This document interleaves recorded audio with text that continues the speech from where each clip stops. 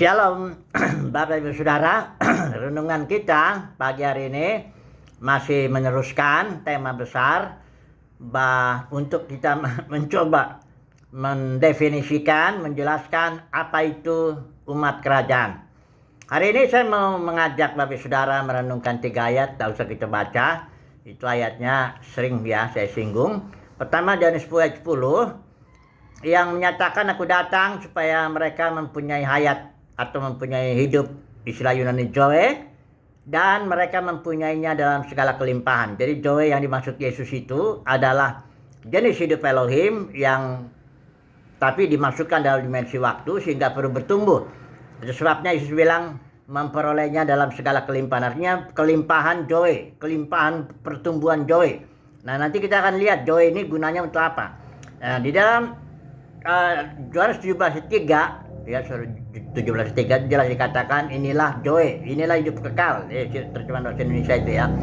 Yaitu bahwa mereka mengenal engkau satu-satunya Elohim yang benar dan mengenal Yesus Kristus yang diutusnya. Jadi gunanya Zoe itu adalah supaya kita yang menerima itu bisa mengenal Bapa dengan benar dan mengenal Yesus Kristus dengan benar. Kita tidak mungkin bisa mengenal Elohim dengan benar dengan jenis hidup yang kita miliki ini sekarang ini ya. Jenis hidup yang kita miliki itu istilah Yunaninya suke, yang bahkan sudah jatuh dalam dosa, yang Alkitab bilang maut ya, dan yang dikuasai iblis. Kita nggak mungkin lagi, sekalipun dengan pengetahuan kita ya, baik dan jahat, agama mau bikin apa kayak dengan pikiran, kita nggak bisa mengenal dia. Jadi kita hanya bisa mengenal Tuhan dengan menjalani jenis hidup yang baru, yaitu jenis hidupnya sendiri. Ya, kita harus sama satu hidup. Ya, satu jenis hidup ya. Segala sesuatu kan, misalnya anjing jenis hidup anjing kan, anjing hanya kenal anjing. Dengan kucing dia aja udah berantem terus karena jenis hidupnya beda ya. Maksudnya beda. Barangkali kalau anjing itu goyang-goyang ekor itu maksudnya dia senang mau bergaul. Tapi kalau kucing berarti ini nantangin saya. Sehingga katanya ini nggak pernah cocok. Karena apa? Jenis hidupnya beda. Kita juga harus sama dengan jenis hidupnya dengan Elohim supaya kita bisa mengenal dia. Nah oke. Kemudian satu lagi ayat yang dalam Yohanes pasal 4 itu nggak usah kita baca juga. Yesus bilang ada saatnya orang beribadah atau menyembah Tuhan dalam roh dan kebenaran. Ini konteksnya dengan perempuan Samaria sedang bicara soal kata orang Samaria ini penuh aturan agamawi. Dia konsepnya masih beragama. Menurut kamu nyembah Tuhan harus di Yerusalem. Kami orang Samaria di Gunung Gerizim. Yesus bilang, jadi konsepnya masih aturan-aturan, harus di sini, harus di situ, harus di gunung ini, harus di gunung itu. Yesus langsung menyatakan sesuatu yang sangat-sangat radikal. Dia ada saatnya dan sudah tiba bahwa orang menyembah, orang beribadah dalam roh dan kebenaran. Artinya konteksnya tidak ada aturan apapun. Orang beribadah harus mengikuti pimpinan Kristus dalam batin, karena Kristus adalah hayat kita. Nah ini yang mau saya tekankan. Umat kerajaan adalah orang-orang sederhana yang mengikuti hayat Kristus dalam batinnya setiap hari kemanapun hayat ini memimpinnya. Paulus bilang bagiku hidup adalah Kristus. Kristus itu di Kolose dibilang Kristus itu adalah hayat kita. Jadi bagi Paulus itu hidup adalah menjalani hayat Kristus. Dia tidak mengikuti aturan apapun. Tidak ada aturan-aturan agamawi yang dibuat Paulus itu, tidak ada. Dia sekali aja memberi aturan di 1 Korintus 14 ayat 26 itu, jika kamu berkumpul, aturannya hendaklah masing-masing memberi. Ada yang mazmur, ada yang pengajaran, ada yang keren bahasa, ada penafsiran sebagai penyataan Elohim dan sebagainya. Nggak ada dibilang jika kamu bertemu pada hari Minggu. Nah ini di aturan lagi nih. Aturan hari Minggu. Nanti saya mau singgung dulu. Mulai dari aturan hari Minggu dan aturan persepuluhan lagi. Macam-macam aturan. Dunia kekristenan penuh dengan aturan agamawi yang dibuat oleh para pemimpin agama Kristen itu. Maksudnya jelas aturan agamawi ini. Karena dunia kekristenan itu lahirnya karena kisah para rasul 28-30 itu. Yaitu para pemimpin karena serangan serigala ganas menarik murid-murid kepada dirinya, membangun kerajaan sendiri untuk itu, dan bahkan perlu menarik uang, karena kalau Paulus tidak perlu, Petrus tidak perlu dia tarik uang untuk dirinya. Paulus bilang, emas, perak, pakaian tidak pernah aku ingini dari siapapun juga. Ya, kata Paulus, asal aku ada makanan pakaian itu sudah cukup. Karena Paulus tidak menarik uang untuk bangun gedung lah, membangun ministrinya, tidak perlu itu. Dia hanya butuh makan minum, sama semua orang juga butuh kan, makan minum, pakaian dan sebagainya. Ya, Petrus juga begitu. Setelah dia khotbah 3.000 orang, dia bilang, emas dan perak nggak ada padaku. Seandainya lah dia mau ajarin persepuluhan, dia bisa bangun gedung besar itu. Ya, jadi Rasul Yohanes juga begitu. Nggak ada yang narik uang untuk dirinya itu, untuk ministrinya itu nggak ada. Dengan aturan agak, nggak ada pun yang ngatur harus hari Minggu. Nah ini saya masih menulis. Saya udah menulis itu. Aturan hari Minggu yang dibuat itu. Saudara kalau jujur bacanya, makanya kalau baca Alkitabnya harus kondisi kita tergantung gitu. Saudara tahu nggak? Alkitab ini, buku ini luar biasa. Ini tulisan yang diilhamkan. Sama sekali tidak ada kesalahannya. Saya sangat percaya itu. Ya, dalam teks aslinya ya, Ibrani, Perjanjian Lama dan Yunani Perjanjian Baru. Tapi ini Alkitab ini adalah perkataannya nih roh dan hayat. Yesus bilang perkataanku adalah roh dan hayat. Jadi Alkitab ini bukan tulisan hitam di atas putih. Dia ini roh dan hayat, ya. Nah, kalau orang kondisinya nggak sefrekuensi ya, roh dan hayatnya nggak cocok dengan ini, dia akan menemukan apapun di Alkitab yang maunya dia. Saudara mau kawin, mau banyak istri, bisa saudara temuin di situ. Saudara mau kaya, ada ayatnya banyak sekali, ya. Saudara juga mau bunuh orang, ada. Itu orang Israel disuruh tuh, tujuh bangsa disuruh bunuh, tempas semuanya. Saudara mau gantung diri pun bisa. Yudas ada contohnya kok. Yesus malah bilang, apa yang kau mau perbuat, perbuatlah dengan segera. Jadi kalau mau gantung diri sekarang ya segeralah gantung diri, ya. Kenapa? Alkitab bisa membuktikan, ya tergantung hatinya. Kalau orang hatinya dicinta uang, dia akan temukan ajaran persepuluhan, ajaran, nah saya singgung dulu persepuluhan sebentar ya. Saya ambil aja ada satu tokoh yang sangat saya hormati itu, Pak Stephen Tong, ya. Ini soalnya saya dari tahun 80-an, saya dulu kan dibina oleh Perkantas, oleh Pak Tong ya. Saya ikutin Bible study-nya juga waktu itu, Paul Hidayat. Saya ikutin seminar pembinaan iman, saya belajar itu. Saya mengagumi dia lah istilahnya gitu lah. Tapi belakangan ini baru saya lihat di YouTube, saudara bisa lihat tuh ajaran Pak Tong mengenai persepuluhan, ya. Dia bilang persepuluhan itu adalah hak Tuhan, itu milik Tuhan, ya. Saudara harus berikan itu kepada gereja, dia bilangnya gereja atau tempat di mana saudara dibina di situ.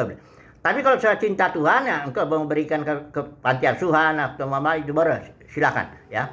Itu baru itu memberi. Tapi kalau persepuluhan itu nggak memberi, itu ada hak Tuhan. Saudara tahu nggak di Ibrani pasal 7? Kita ini imam-imam aturannya Melkisedek.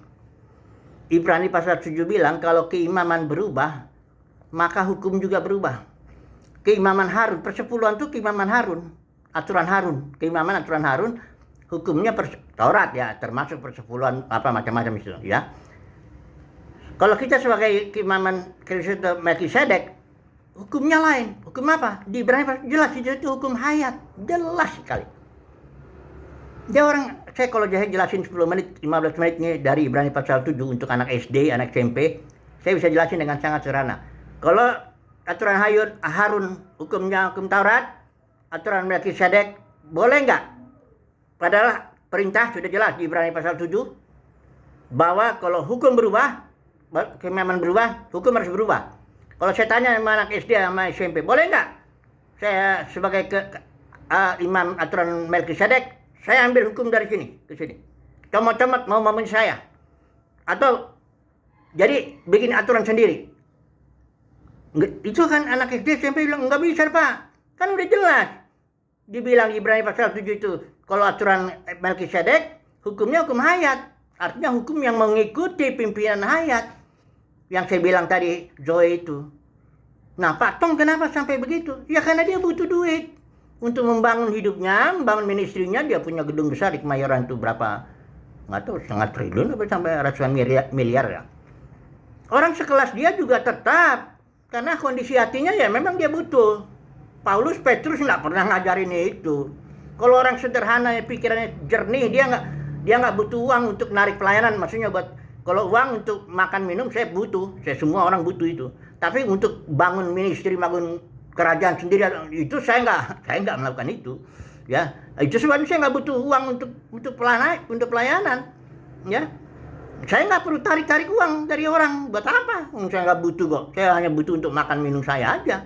Nah ini dia, kalau saudara baca, kalau saudara kondisinya begitu, saudara nggak akan temukan tuh ajaran persepuluhan yang diajarin Pak Tong itu termasuk. Nggak akan saudara temuin, apalagi buah sulung yang diajarin Niko. Aduh, Pak Niko tuh lebih ngeri lagi. Bulan Januari tarik semua itu uang buat masuk ke sini. Wah, itu udah ngeri. Tapi dipercaya, tetap dipercaya aturan itu karena emang saya bilang itu serangan serigala ganas itu.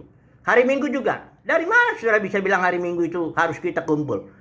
Enggak ada aturan itu, hanya satu ungkapan itu pada hari Tuhan. Hari Rasul Yohanes itu, Wahyu 1:10. Pada hari Tuhan aku dalam roh dan sebagainya. Terus dia bilang hari Tuhan itu hari Minggu. Dari mana saudara bisa atur begitu? Hari Tuhan itu ada istilahnya itu Kuriakos Hemera, itu hanya satu kali muncul dalam perjanjian baru, ungkapan Ibrani begitu. Dan itu enggak bisa ditafsirkan hari Minggu. Ya, dari mana? Hari Minggu, itu kan hari Tuhan itu kalau balik konteks perjanjian lama tuh dia hari Tuhan itu hari di mana Tuhan melawat, entah dia menghukum, pokoknya Tuhan bekerja ya, di hari itu. Hari yang mengerikan itu. Kalau Rasul Yohanes konteksnya hari di mana Rasul Yohanes dilawat. Itu ada contohnya itu Petrus ya berkumpul pada hari pertama minggu itu. Itu kan hanya contoh aja. Itu tapi dia pertemuan juga sampai pagi itu khotbahnya. Kalau sekarang kenapa pakai aturannya jam segini?